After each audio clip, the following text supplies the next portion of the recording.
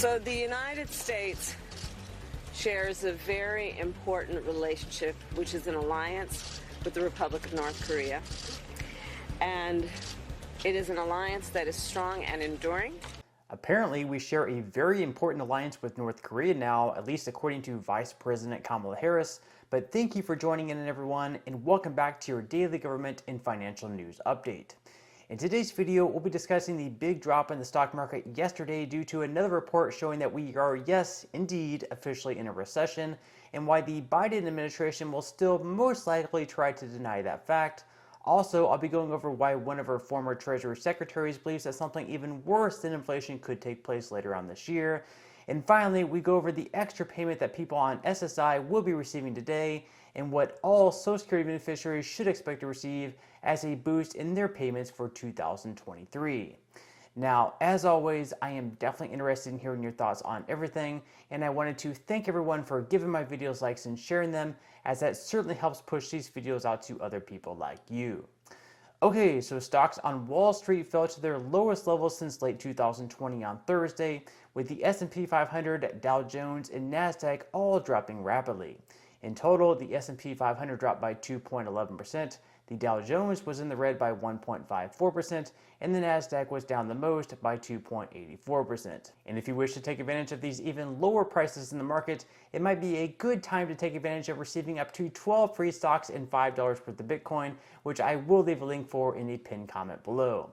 Now, this drop was mostly due to the fact that according to the latest GDP estimate, the U.S. economy shrank by 0.6% during the second quarter of the year. Of course, we already knew that from the first estimate released weeks earlier, but this report pretty much confirmed it.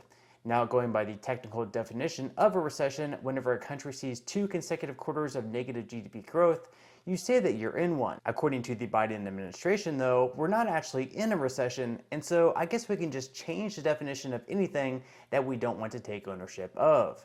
Now, back in July, if you remember, the President of the United States said that we're actually transitioning to this stable and steady growth. And how we transition from a historic economic recovery to a stable, steady growth and lower inflation without letting go of all the historic gains we made over the last 18 months. Well, I sure don't know what this transition is, but it doesn't seem like we're actually transitioning into anything good.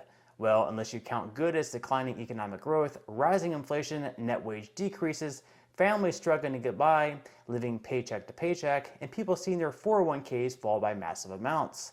If Joe Biden's fantasy of a wonderful transitioning economy isn't comical enough, his press secretary is also buying right into it, saying that Biden's economic strategy has put the United States in a, quote, stronger position than any other country.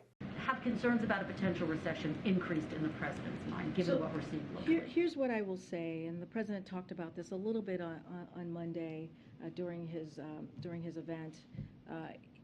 So he wants the American people to know, because of Americans' resilience and the economic strategy that we have pursued for the past 19 months, the United States of America is a stronger position than any other country to navigate these global challenges. And that's just period. That's the way we see it. That's the way his economic team sees it. And that's because jobs are up, incomes are up, people are back at work, and American manufacturing is roaring back, up to close to 700,000 new jobs just this past 19 months. And of course, if you were to ask Karine Jean-Pierre what exactly has put us in this strong position, considering that everyone is struggling so much in today's economy, this might actually be the most truthful answer that she could give us. I don't have anything. I don't have anything. I don't have anything. I don't have anything. I don't have anything. I just don't have anything. I don't have anything. We don't have anything. I just don't have anything. Don't have anything. So I don't have anything. I don't have anything. I don't have anything. I don't have anything. I don't have anything. Just don't have anything. What's really sad is that this mass inflation really just didn't have to happen. People receiving a 5% raise at work, but actually losing 4% in total because inflation has been at 9%, didn't have to happen. It's been 40 years since inflation has been this high, and it's for one reason and one reason alone: mass inflationary spending done by the Biden administration. And sure, it was also done during former President Donald Trump's tenure as well after the COVID-19 pandemic took place, but we didn't really begin to see inflation take place until after President Biden signed the American Rescue Plan into law back in March of 2021. So if we look back at the chart up on the screen, it details month by month the rate of inflation. And as you can see, the inflation was hovering between 1.3 to 2.6% between August of 2020 and March of 2021. Then in April, inflation jumped to 4.2%, then to 5% in May, 5.4% in June, 6.2% in October, and all the way up to 9.1% in June of this year. Now, Bill Clinton's former Treasury Secretary Larry Summers also says this, that the inflation really started taking off after Biden's $1.9 trillion stimulus package. We basically had inflation under control for 40 years, despite the fact that the price of oil fluctuated, despite the fact that there were all kinds of supply shocks. We lost the thread, along with many other countries, about a year and a half ago, with massively expansionary policies relative to the size of the GDP gap. The fiscal stimulus was 5 times as large as it had been during the financial crisis. Perhaps an even more grim prediction than inflation to stick around well into next year is that instead we start to experience stagflation. That means us continuing to experience lower economic growth, have high unemployment, and also rising inflation. This is something that Larry Summers just so happens to be predicting as well. A best guess, not a certainty, but a best guess would be that there will be a stagflationary tendency in our economy for the next several years. Unfortunately, for those relying solely on Social Security benefits for income, even though some Americans have received some type of raise at work over the last year, Social Security beneficiaries have not and will not until January of next year. Next month, on the 13th of October, we will know exactly how much those on Social Security will be receiving, as that's when the cost of living adjustment will be announced. At the moment, it is being predicted by the Senior Citizens League that the COLA will be at 8.7%, or right around $150 per month on average.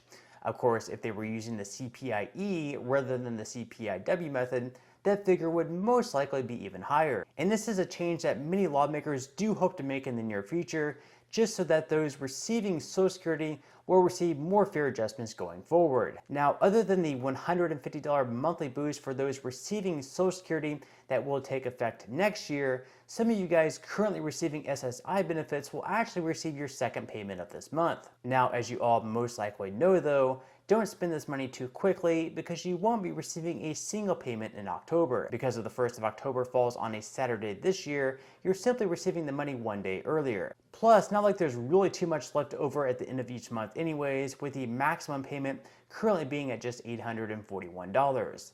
Not only that, but even if one did want to try saving, the asset cap of $2,000 for single filers and $3,000 for joint filers most likely keeps that from happening. Now, currently there is one bill in Congress that's trying to change that, which would raise those limits up to $10,000 for single filers, $20,000 for couples, and that amount would be adjusted to account for inflation on a yearly basis. On top of that, some lawmakers hope to raise benefits for everyone receiving Social Security benefits, which could be quite helpful as well, and that amount would be right around $200 on average for people receiving Social Security. Now, whether or not anything actually ever gets done in regards to Social Security by the end of this year is hard saying. I don't personally see any action taking place without members of Congress having a lot more motivation to do so, but I do certainly hope that they do prove me wrong. Now, before I wrap up today's video, as I mentioned earlier on in this video, if you would like to receive 12 free stocks and $5 worth of Bitcoin, in the comment section below, I will leave a link where you can receive just that from my partner in Webull. And even if you don't feel like investing at this time for whatever reason, once you receive the free stocks, what you can always do is just sell them for what they're worth and then transfer that money right back to your bank account. So in total, you should be receiving a value of at least $50 or more. Some people have actually received over $3,000 in the past. So really, you can think of that as just some free extra money with just a few minutes of work. But on that note, I'm going to go ahead and wrap up this video. If you enjoyed the content in today's video and you would like to see more like it, I would greatly appreciate it if you would give this video a like, subscribe to my channel, and make sure to ring the notification bell. That way you won't miss any of my future videos.